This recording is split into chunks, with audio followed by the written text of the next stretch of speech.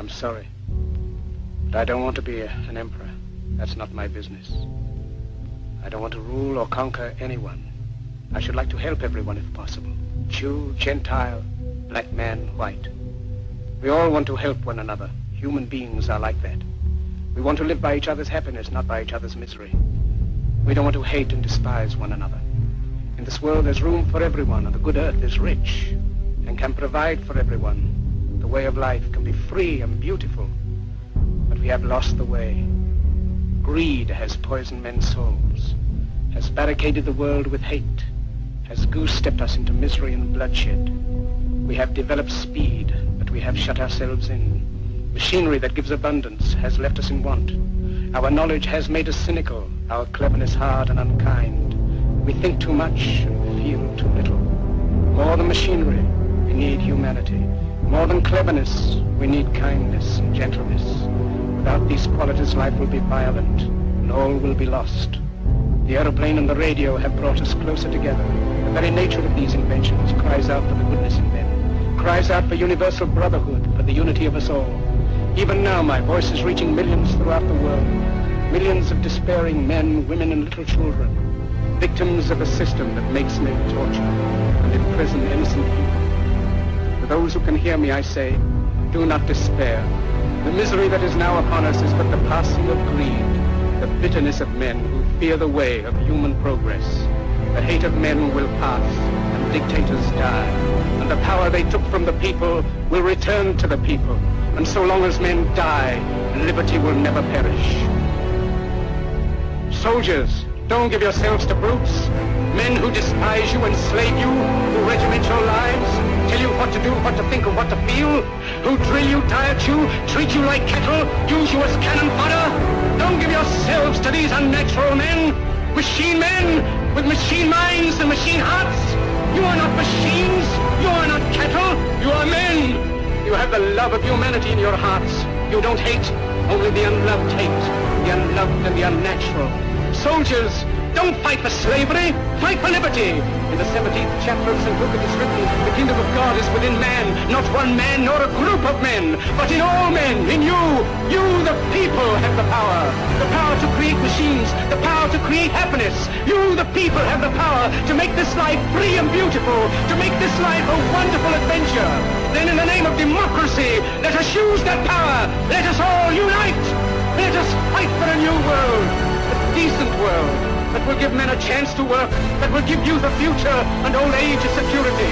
By the promise of these things, brutes have risen to power, but they lie. They do not fulfill that promise. They never will. Dictators free themselves, but they enslave the people. Now let us fight to fulfill that promise. Let us fight to free the world, to do away with national barriers, to do away with greed, with hate and intolerance. Let us fight for a world of reason, a world where science and progress will lead to all men's happiness. Soldiers, in the name of democracy, let us all unite!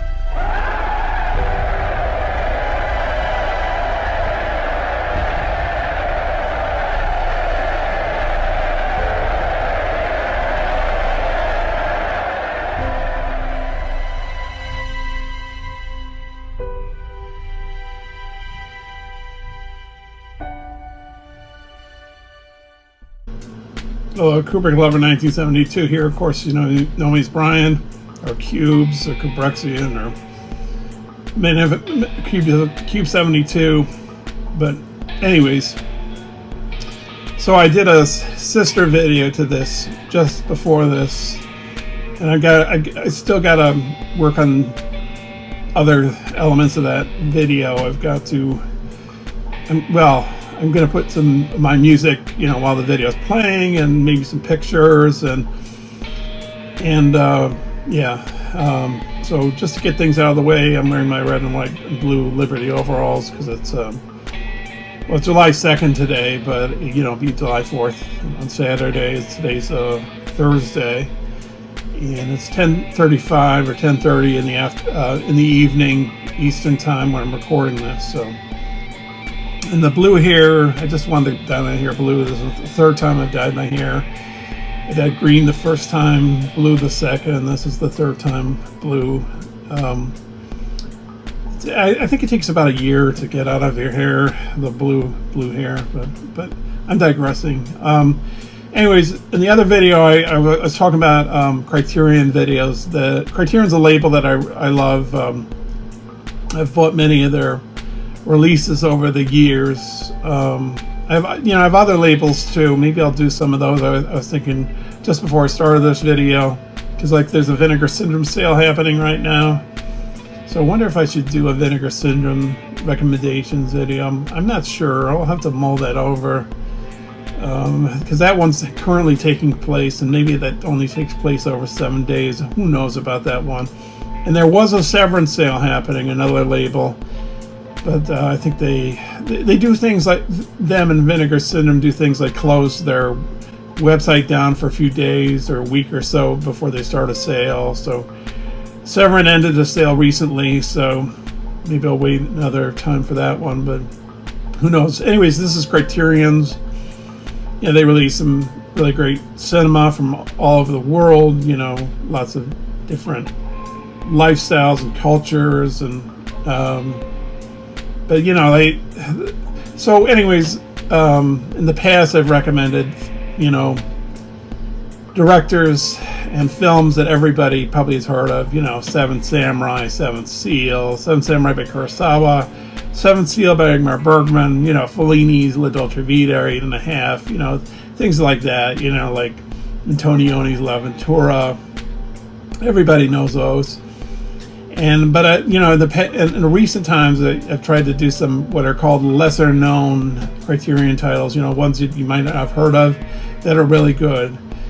And I did record a video on that, which is on my sister video, which I'll release both of these videos on my channel once I get done recording them and editing them. So anyways, this video is more well-known Criterion titles that I'm recommending, that I haven't recommended yet. So anyways, let's get to it. So anyways, this first one is a James Caan. It's directed by Michael Mann. It's called Thief. It's got a beautiful score by Tangerine Dream. I think this is a true story, maybe. James Caan plays this thief, jewel thief, and it's a great ending. Like you think, in heist movies, that something always goes wrong. In the other sister video I did for the Criterion recommendations, I recommended a movie, I don't know how to pronounce it, that's by Jean-Pierre Melville, called La Deuxième Soufflé or something. In that particular case,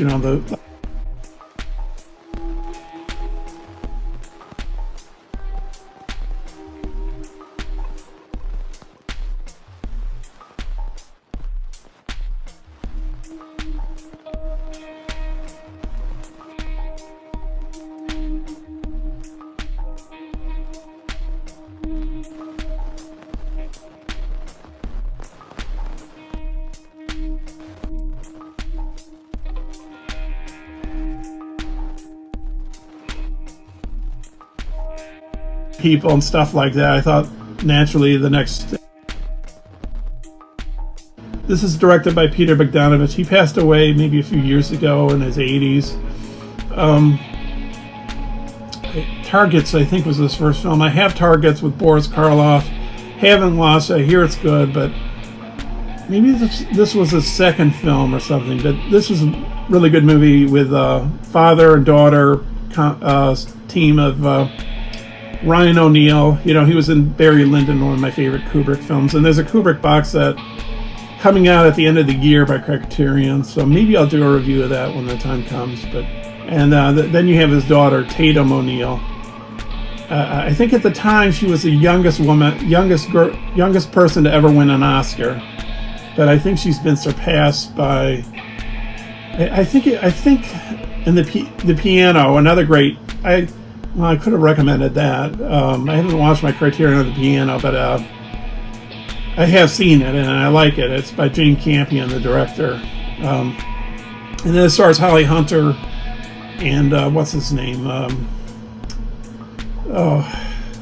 He's a Scorsese regular. Harvey Keitel. I think he plays like a native of Australia, a native tribesman. And then you have, I think Sam Neill's in that too. Anyways, Anna Paquin plays the daughter of the Holly Hunter character, and Holly Hunter's mute. Anyways, Anna Paquin, she was a young girl when that film was made, and maybe she surpassed Tatum O'Neal as the youngest person to win an Oscar. I don't remember if Anna Paquin won an Oscar. I'm almost sure she did. Anyways, Brian O'Neill, I think, doesn't want to tell her that he's her real father. But anyways, he's a salesman, and he's conning people out of money, you know, like trying to sell them Bibles and stuff, and he gets in trouble with the law, and he wants to drop her off and have her adopted or taken care of by his relatives, you know. It's fun. It's got funniness. It's got a lot of funniness to it. You know, if you want to watch, now I don't know if I really recommend family films really that much on this channel, but if you're a person, you know, if you have a family or something, this might not be a bad film to watch. You know, I don't think maybe there's one or two swears in it. I'm not sure, but this is kind of a kid-safe kind of film, I would say. And because we're talking about young women, I thought this would be the next tie-in. Fat Girl by Catherine Breillat. It's a French film. You know me, if you see this channel, that I like unhappy endings and stuff like that. This girl, she's regarded as unattractive. She's a teenager, and her sister is like having a relationship with a older young man. Like, I don't know, they might be around the ages of 14, 15, and the young man's maybe 18, 17, 19. Oh, I think he's an adult. I think he's like 18, 19, 20, something like that. But, you know, it's depressing for her because she, you know, her sister is having this relationship with this guy, and then at the end of the movie, it gets really, really sad for everybody involved. So, but it's a good movie. This one set in Africa, Beast of No Nation. Written for the screen and directed by Kari Joji Fukunaga. If I'm remembering correctly, this young man, he loses his family. Maybe they get killed or something, and he gets put into this young men's army. Like all these other kids of his age start carrying around guns and stuff, you know, and. I think at the end of the movie, he gets sent to, like, well, I shouldn't say that. I shouldn't give it away, but it does have more of a happy ending, you know, I think. But he does sort of grow up kind of fast in this film, you know, being shown what the horrors of war do, and having a mentor character that, you know, plays the leader of the army in our military. Okay, next up we're going to Spanish. Well, this is Cuban, so we're trying to stay on kind of themes here. So anyways, Memories of Underdevelopment, which is a pretty interesting film. Like this, I would say he's kind of a bourgeois kind of a guy, the main character, but I guess the Cuban film is trying to portray him as like bourgeois wrong, and he's not really a communist, you know. And it shows like clips from the Hemingway house, you know, because Hemingway lived in Cuba at the time. Not at the time, I'm sorry, before Castro became head of Cuba. But it's kind of interesting, you know. Just look past all that communism stuff. It's an interesting film about, you know, the change in Cuba from a capitalist environment to a communist environment. It's very interesting. Now, one of my favorite directors, Buñuel. He's directed a few films. I said in the previous video, Belle de Jour with Catherine Deneuve, and Viridiana, or however you pronounce it, with Sylvia Pinel. Belle de Jour is in French. Viridiana is in Spanish. And this film takes place, I think it's Mexico. But this was made in '53, and like Buñuel had like two eras. Well, technically 3. Like, well, first off, he started off making Un Chien Andalou. That was his first film. It was a silent with Salvador Dali. It's a famous film where you see the woman's eyeball being cut out with a razor, and what they really did for the close-up was using a cow's eye, and you see like a hand with ants on it, and I think it's a piano being dragged across a room with a dead deer on it or something. It's a surrealist movie. And then Buñuel was going to direct Salvador Dali was going to work on this second feature with Buñuel, but for some reason they didn't work together. So Buñuel did another film called L'Âge d'Or, The Golden Age, which was a film that was banned for maybe 50 years or something. But if you look at it today, it's tame by today's standards. Like I think there's things like just a Twitter thing came up there. Things like a woman sucking on a statue, the nipple of the statue. So, and it was like making fun of the Catholic Church, which is a big theme with Buñuel, him making fun of the church and the wealthy, the bourgeois. And and later on in his life, he didn't. Well, then I think he did a string of regular movies, between that time, and then in the late 50s, I'd say, early 60s, he made a film in Mexico called Las Avidavis. I don't know if I'm pronouncing it correctly, showing the poverty in Mexico. And then he started making his big films, films like Diary of a Chambermaid, Viridiana, what were the other ones?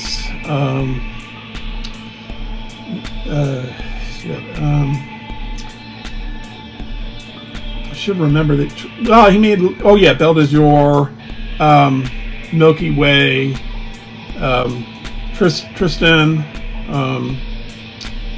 His last film, The Obscure Object of Desire. He made The Phantom of Liberty. Before that, I think it was the second to last film. I think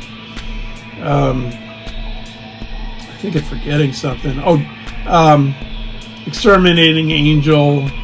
And one I recommended on the previous video, Simon in the Desert. So, yeah, he made a lot of classic.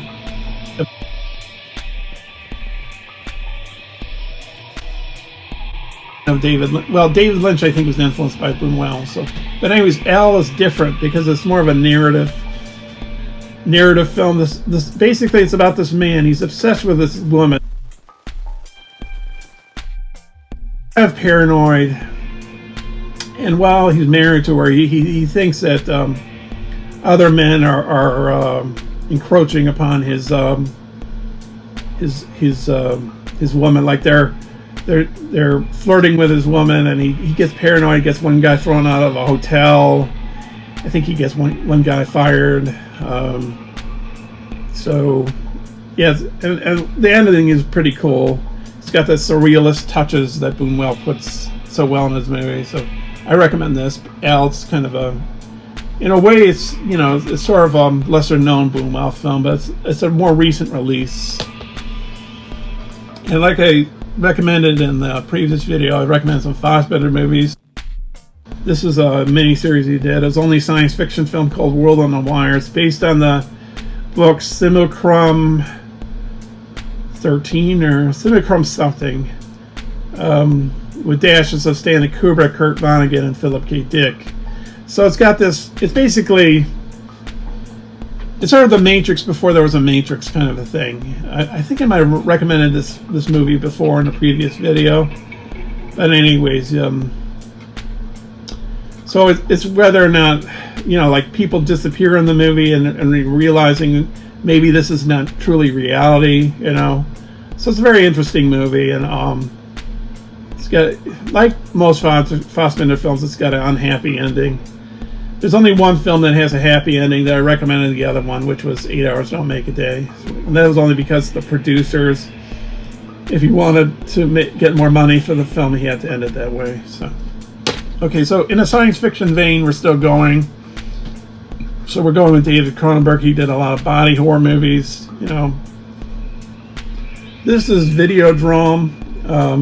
I think it's very cognizant or aware of this time. Well, it's a harbinger. It's a prophecy of what of today. You know, of you know, reality TV and the internet and stuff like that. You know, way before that time period.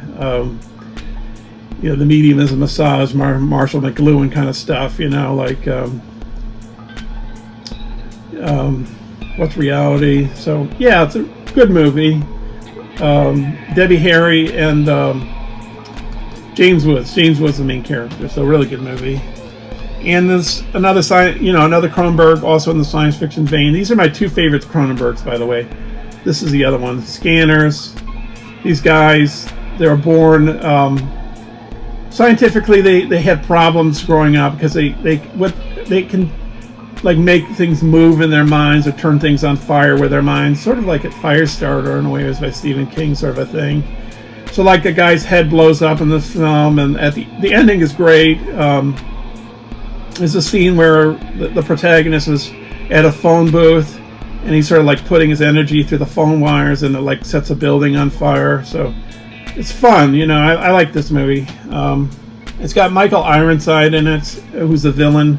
He was, I think, the character Ham on V, the miniseries on NBC in the 80s. You know, where the aliens, all these saucers appear above the Earth, and they say we need water. That's why we're here. Why we came to your planet. What they actually want is human beings. That's what they eat, and they look like human beings, but they have a lizard. They look like that's just a mask. They're lizards, in fact, underneath. So, and then this portion of the video, I'm gonna do that end with this one, but we're gonna keep going after this. This is just I'm doing it in sections here, but you know, anyways. History of Violence by David Cronenberg, Viggo Mortensen, who's like a Cronenberg regular. You know, he's been in Dangerous Method, I think it's called. He played, I think he played Carl Jung in that, and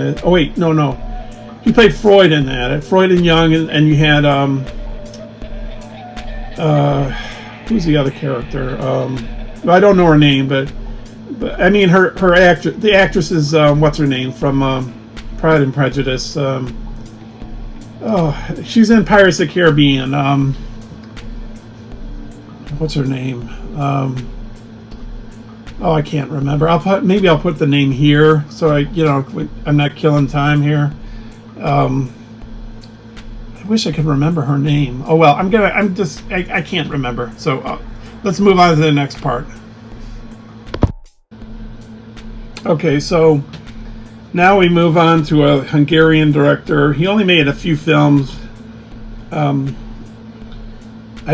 like some of it. Well, I think I've only seen 3 of his movies, maybe. And I like 2 of them. One of them I'm recommending here, and another one I thought was boring as hell. The other one, well, the one I found boring is Turin Horse. It's by Bellatar. Bellatar, I think he tends to make really long movies. But I guess, I think after this particular film I recommend, I think that he just basically hung it up. He didn't feel the need to make any more films. The Turin Horse is just, the German philosopher Nietzsche, there's a story about him that when he went mad with syphilis, he hugged a horse in Turin, Italy. So that's where the title gets its name. Anyways, this guy brings this horse. I guess he's kind of like a farmer or something like that.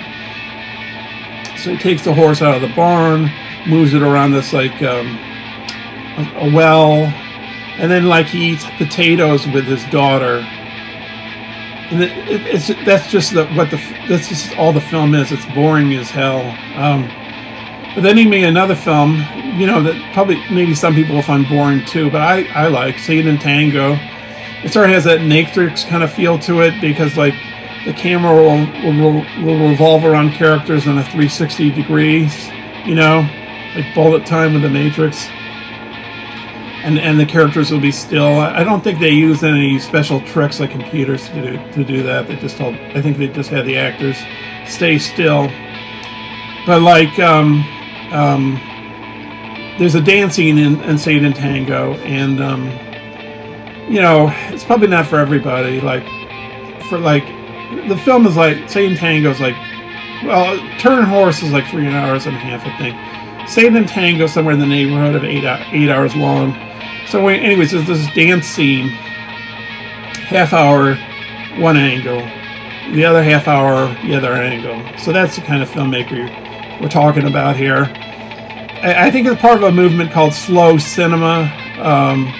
We also see that in the films of Lav Diaz, a Filipino filmmaker. And there is a film, I think it was released this past June on Criterion's label called Magellan, which I'm planning on picking up. And I don't know how long Magellan is, but Lav Diaz he also has the long hour kind of slow cinema thing going. Like he made a film, Insect Woman something. It's a long title, and some of his films can be a bore. Some of his films can be a bore and interesting, and some films can be interesting. Like this one I'm talking about, this Insect Woman one. There was an hour-long shot. The camera moved like 5 minutes towards the end of the shot. There was just outside this building, and the people were just yelling inside the building. So probably a film I'm not going to ever watch again. And then he made another movie called Evolution of a Filipino Family, which was 10.5 hours long. I don't think I watched it in one day, but parts of it are very boring, and then parts of it pick up. It's like it's commentary on Ferdinand Marcos, like the dictator of Philippines, and then also like a family and how they're surviving being poor. But I think a film I liked of his was called Century of Birthing, and that's 6 hours long. That wasn't too bad. I'm digressing. So Werkmeister Harmonies is this film. It takes place in a nondescript Eastern European town. There's this whale here that lives in a truck, which I guess is sort of some kind of symbol for the universe. I don't know if it's God or... I've only seen this film once, and I think it's a film that requires repeat viewings, and it's not for everybody, The Werkmeister Harmonies analogy is this man who talks about this Werkmeister guy who can find harmony in the universe through music, and it's showing these people attacking I don't know if it's a mental ward or if it's just a hospital. But they come in, they storm it, and they break everything, and then they stop when they see this old naked man. And I think it sort of has drawn allusions to what's happening here in the U.S., with the violence and everything. But I get it's supposed to have relevance to what's happening today in our. I don't think just America, but just world in general, this chaos and everything. So I gotta give this another watch, but I really enjoyed it, and it's it's long, but it's not in the neighborhood of 3 hours. It's like let's see, it's 2 hours and I'm doing my math here, 2 hours and 25 minutes, so not as long. So German movie next up. This was made the early sound era. Westfront 1918 by G.W. Pabst. It's sort of showing the futility of war. It was made in 1930. Just, I guess it's along the lines of All Quiet on the Western Front. Just all these German soldiers and the hopes and dreams they have, and then the disillusion that comes with the war. And so that's basically the gist of it. I like James Bond films a lot. And some of them I really love, like The Spy Who Loved Me, Goldfinger, Honor Majesty, Secret Service. I like some of the war bonds, like Man with the Golden Gun, Live and Let Die. But this is a film it's sort of the anti-Bond movie. It's sort of like the pessimistic Bond film. The Spy Came In from the Cold, from a book from John le Carre. It's got Richard Burton in it, and I'm pretty sure and he's a spy in East Germany. It's pretty bleak, and the ending is pretty bleak. The Berlin Wall. So it happens that the ending is at the Berlin Wall, so very bleak. Here I go, bleak cinema is what I like, and I like happy ending cinema too, but yeah, I like this movie. So I thought, let's, sort of taking on the dark views of humanity, why don't I go into some film noir here? So we got The Big Heat, directed by Fritz Lang. Fritz Lang's a great director. He's directed films like M, about the child murderer in Germany. I think it came out 31 M. It's sort of it has some sound parts, some silent parts. Great movie. And he directed another movie called Metropolis, a silent film, a science fiction film, which has had a huge influence on science fiction, like Blade Runner, for example. And he's made other great films, what's the other great film he made? Scarlet Street with Edward G. Robinson, who's a painter. He can paint very good, but he's sort of not recognized for his painting, and then he becomes a bum at the end of the movie. And he's also directed another movie, a German movie that I think he had to smuggle out of Germany. There's kind of vagueness about Fritz Lang, whether he was a Nazi sympathizer. His wife, Thea von Harbo, I think it was his wife, she stayed in Germany when he fled Germany when the Nazis came to power. But there's some kind of vagueness as to, did he really rush out of Germany, or did he just leave freely? Who knows? He made this film called Testament of Dr. Mabuse, which is in the Criterion Collection. I think the Mabuse character is sort of a harbinger or prophecy of Hitler. So, anyways, he made a lot of noir films in America in the late 40s, and he made, so he made this film called The Big Heat. This has got what's his name? Glenn Ford and Gloria Graham. It's also got what's his name? He's one of the villains. What's his name? He was in Point Blank. His last film was Delta Force. Oh man, what's his name? Martin. Oh, I can't remember his name.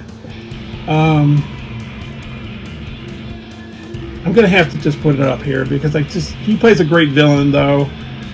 A mobster guy, and he throws coffee in Gloria Graham's face. You don't see the coffee hitting her face, but you hear it go, like when it hits, And Glenn Ford plays a protagonist, and he's onto these hoods, these mafia guys, and he'll stop at nothing to stop them, but they stop at nothing to hurt him too, his family, and so it's grim, but it's good, so. And also in the film noir vein, we got Double Indemnity, a really great film with Barbara Stanwyck, Fred McMurray, and again, Edward G. Robinson, who I mentioned, who was in Scarlet Street. This is directed by Billy Wilder. It's got the femme fatale in it. It's got the fall guy. So he's an insurance salesman, Fred McMurray, and he and she they sort of get a liking to each other, and she wants to kill her husband and collect the insurance money. He's an insurance salesman. But, like heist movies, these things don't, pan out the way ideally they want the characters to do. So, and my friend and I, when we watched it last year, it's really good, but the dialogue, it was making us laugh, swell baby, and, that 1940s? Yeah, 1944. Yeah, it's that lingo, that 40s noir lingo. Hey, baby, swell, that kind of stuff. It's So if you watch this, it's a good movie, but it's, you know, it might make you laugh by accident because of dialogue. We don't speak like that anymore. A dame, you know, you're quite the dame, or, you know, like there's a scene where they're Barbara Stanwyck and Fred McMurray are in a grocery store, and she says, "I think you're rotten," and I think he says, "Well, I think you're swell," you know, something like that. So, yeah. And then, so let's go, and then let's diverge and let's go to music now. This is a really good movie. This was Gary Oldman's first film, Sid and Nancy. It's about Sid Vicious, the bass player of the Sex Pistols, and Nancy Spungen. I can't remember the woman who played Nancy Spungen, but they sort of have a dysfunctional relationship. The film really, true story. The film, Sid Vicious. This was sort of like his life after the Sex Pistols. Like they set their hotel room on fire in the Chelsea in New York City, Hotel Chelsea. There's a great scene where they're kissing each other, and there's these bags of garbage. They're in an alleyway, and these bags of garbage are falling. And then the ending of the film, I love the ending, but the director, Alex Cox, is not satisfied with the ending. So I'll leave it at that. Then this is Spinal Tap, another music movie. I haven't really opened this, I guess, but I've watched this before a while back. You know, it's got those famous lines like, Rob Reiner's the director, and unfortunately he passed away from Looney Tune, who, you know, it's just sad that he passed away, that, you know. But anyways, he directed this really great funny movie here, and you know, he made the sequel too as well. I haven't seen the sequel, but there's lines like when Rob Reiner is talking to one of the musicians. You know, they're played by comedians, but he says that amp has an 11 on it, and he says and the rocker, Nigel or whatever his name is, says, or whatever their names are. I think one of them's named Nigel. He says, well, if it's one louder. I've put this clip in some of my videos before. Maybe I'll put it in this one too. But he says, well, why can't you make 10 a little louder and then make 10 a little louder? And he says, well, this one goes to 11, like oblivious to what he's talking about. And like they look at their guitar in that room, and he says, don't even look at it. Can I touch it? And he says, don't even look at the guitar, you know. And like there's a scene where they're about to go on stage and perform, so they're going down these tunnels, you know, where the concert, you know, is about to take place, and they keep getting dead-ended or in the wrong direction or go back the same way they came, you know. So it's a really funny movie. And then before the box set, and the box set will be related to Martin Scorsese, and I haven't seen Killers of the Flower Moon. I have it, but I haven't watched it yet. But this is a film I have seen. I don't think I've watched the Criterion of this yet. I saw it off of Netflix, but and I think there's a difference between the Netflix version and the Criterion version, which is like the aging of the characters looks different. The Irishman, it's called. True story. I think someone involved in the real story of The Irishman wasn't too satisfied that Scorsese made this film. This film's like something like 3 hours and a half or 4 hours long, but it's never boring. So they use technology to age the characters, or to de-age. I should say de-age, because by this point in time, Joe Pesci and Robert De Niro were quite, you know, they're quite old now, or they're much older than they were, say, in Goodfellas. So in order to de-age them, they didn't use makeup. They used like computer technology, and they use special cameras and stuff. So I guess some people are put off by that, and some people aren't. So, but I like this film, so The Irishman. And then the last part will be a box set that I'll show right away. So here's the last part of the video. It's a box set. There's 5 of these. I've only watched the first one, but I have all 5, and you really can't go wrong. I don't think I'm going to go wrong with the other 4. But I watched the first one of these. It's Martin Scorsese's World Cinema Project.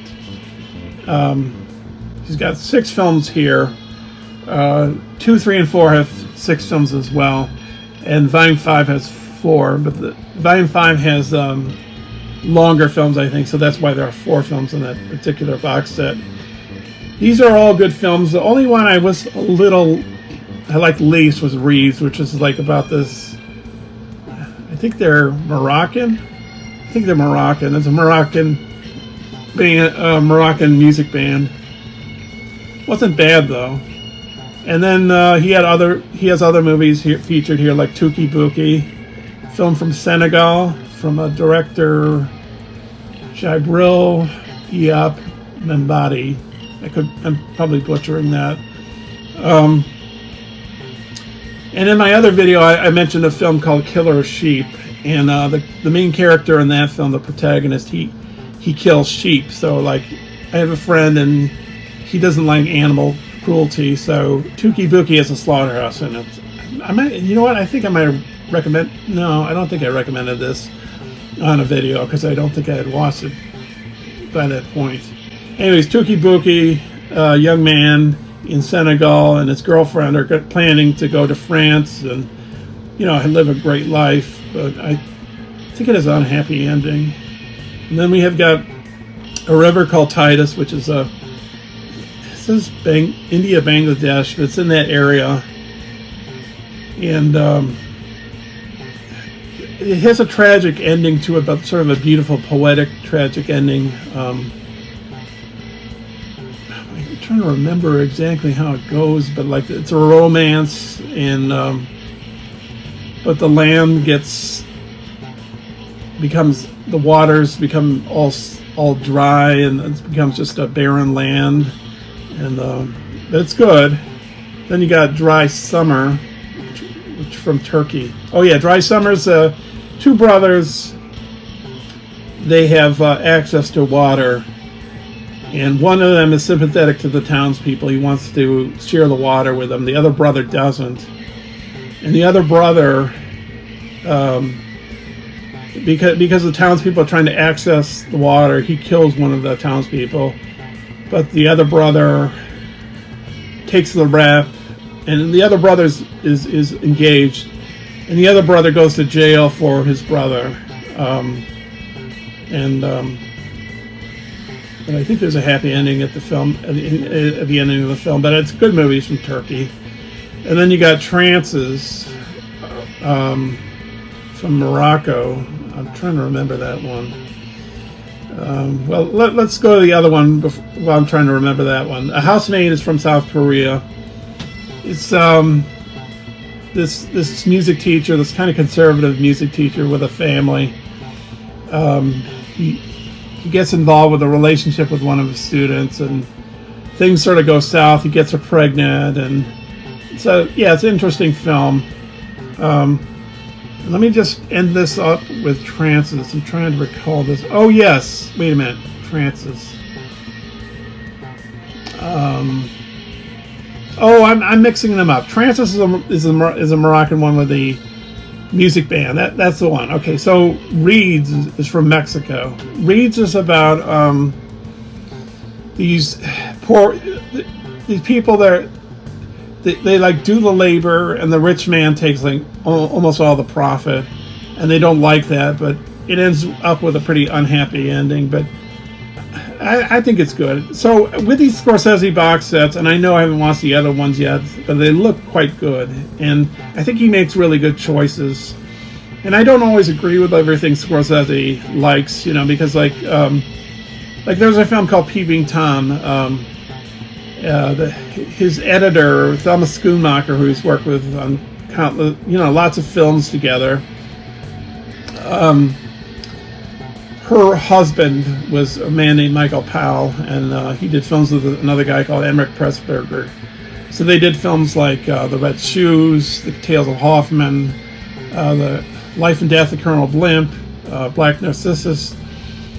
But on his own, Michael Powell made this film called Peeping Tom, and I've watched it, and it's supposed to have sunk his career because it shows a guy that like films the killings of these women that he kills. But I just found it dull and boring, and the colors kind of garish, and I had a DVD gaudy colors, and I just found it boring.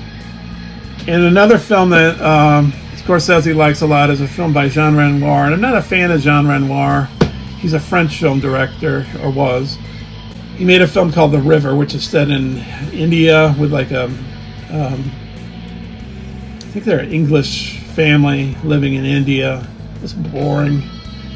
And I didn't care for the red shoes that much, I don't think. But a funny thing about the red shoes, when Scorsese was a kid, I think he borrowed the 60mm print from the New York Public Library because he lived in, where did he live? Queens? Or, anyways, he borrowed this, I think, and somebody here on YouTube clarify this if I'm correct, or maybe I'm totally wrong on this. I think the same print that he borrowed from the library at the time, George Romero also borrowed. So, and I've managed to see both of those guys in public. I saw George Romero at a horror convention before he passed away, a year before he passed away, and he signed my Dawn of the Dead box set. And I saw Martin Scorsese at the Tribeca Film Festival the first year I attended in 2005. But I didn't talk to him, and nobody in the audience talked to him because I was in a auditorium, a school auditorium, and I was in the balcony. But yeah, so anyways, that's it for the video. So thanks for watching. Be sure to watch the other video, which is the lesser known Criterions, and I'm gonna try to put some links to previous Criterion recommendation videos that I've done on my channel. Okay, thanks for watching. Have a good day. Happy 4th. Pietro, prendi entrambe e va a Montesacro. Aspettami là.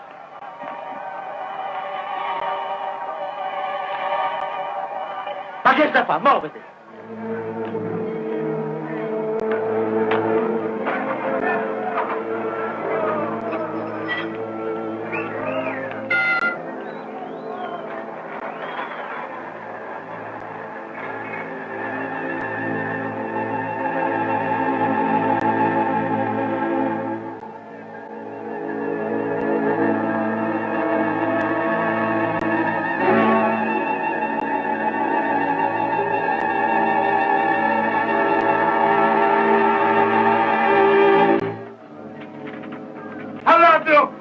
¡Aggiapatelo!